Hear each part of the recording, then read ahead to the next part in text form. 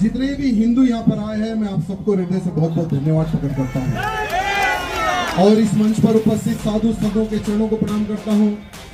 सभी हिंदूवादी संस्थाओं के अधिकारीगण, सभी लोग इस मंच पर उपस्थित हैं, उनको भी हृदय से धन्यवाद प्रकट करता हूँ। मित्रों, समय की पाबंदी, लेकिन आज बांग्लादेशी हिंदुओं के समर्थन में चिन्मया कृष्णदास जी को जिस प्रकार से वहां पर हिंदुओं की रक्षा के लिए आवाज उठाने पर देशद्रोह का मुकदमा लगाकर जेल में डाला गया।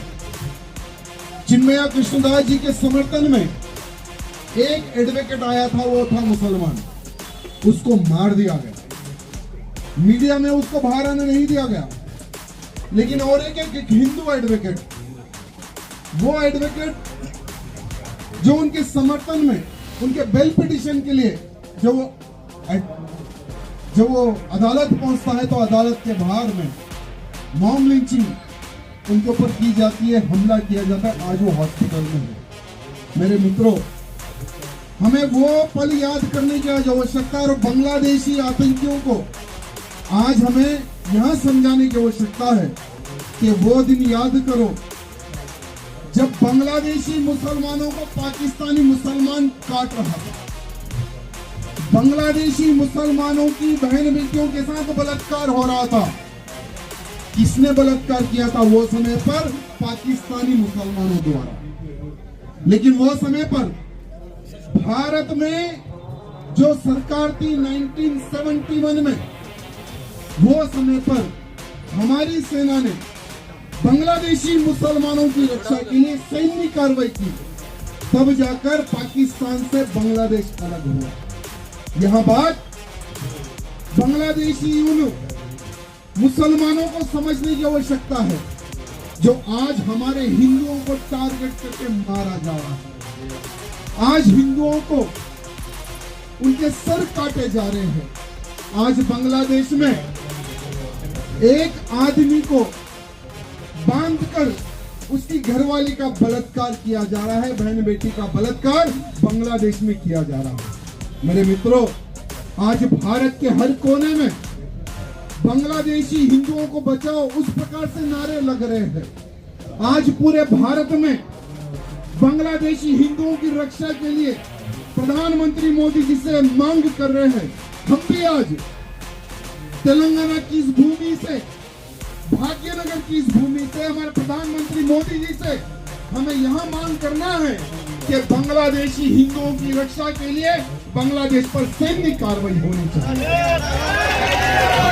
क्योंकि जो लोग लातों से मानते हैं वो बातों से सुनने वाले नहीं है।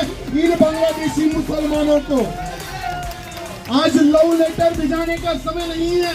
बांग्लादेशी मुसलमानों को उनकी औकात बताने के लिए सैन्य कार्रवाई होना बहुत जरूरी है।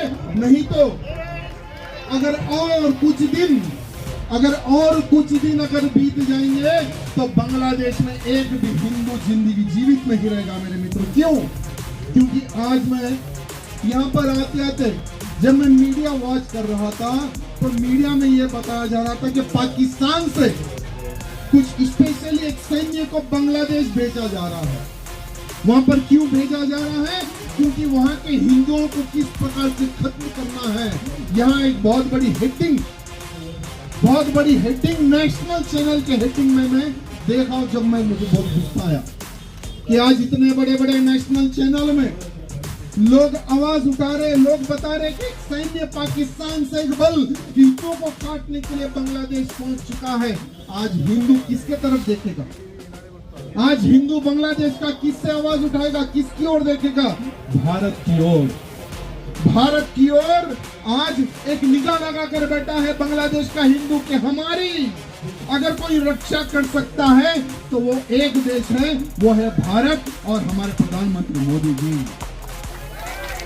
तो हमारे प्रधानमंत्री मोदी जी से निवेदन करते हैं कि जब हमारे भारत में बांग्लादेशी मुसलमान घुसपैठ कर सकता है, जब हमारे भारत में रोहिंग्या मुसलमान घुसपैठ करके रह सकता है, जब बंगाल में 1 करोड़ से अधिक बांग्लादेशी मुसलमान चुप कर रह सकता है, वहां की सरकार उनके सपोर्ट में खड़े रह सकती है, तो मेरे बांग्लादेशी जो हिंदू जो बॉर्डर की ओर आकर खड़े हुए हैं, उनको हम भारत में क्यों प्रवेश नहीं कर सकते हैं?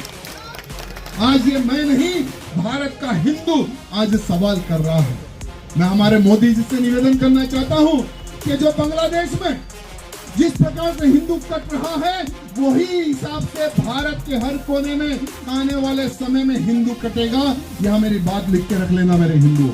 क्यों? क्योंकि यहाँ भारत देश का हिंदू जाति में बट रहा है, राजनीति में बट रहा है। आज हमारी संख्या किस प्रकार से भारत में कम हो रही है। 1950 से लेकर 1915 तक का ग्लोबल सर्वे आया है, सर्वे चौंकाने वाला है। भारत में 7% हिंदुओं की संख्या कम हो गई है और मुसलमानों की संख्या 43% उनकी संख्या भारत में बढ़ चुकी है। यानी हमारा जो हिंदू है एक स्कीम को फॉलो करता है, हम दो हमारे दो, और वही जो हिंदुओं का दुश्मन माने जाने वाला, जो कट्टर, जो इस्लाम को फॉलो करने वाला, हम 5 हमारे 50 की स्कीम लेकर आगे बढ़ रहा है। अगर इसी प्रकार से हिंदुओं की संख्या भारत में कम होगी और जिहादियों की संख्या भारत में कम होगी, तो सोचो भारत के हिंदू पर जब हमला होगा तो हमारे लिए कोई धरना, प्रोटेस्ट किसी भी देश में नहीं होगा, किसी भी देश में नहीं होगा। हिंदू जब कटेगा भारत में तो सोचो आप किस देश में भागोगे। इसलिए आज के हिंदू को सोचने की आवश्यकता है, आज के हिंदू को जागने की आवश्यकता है, और खास करके जातिवाद को खत्म करके तू हिंदू मैं हिंदू हम सब भाई का नारा लगाकर आगे बढ़ने की आवश्यकता है। बहुत बहुत धन्यवाद। जय श्री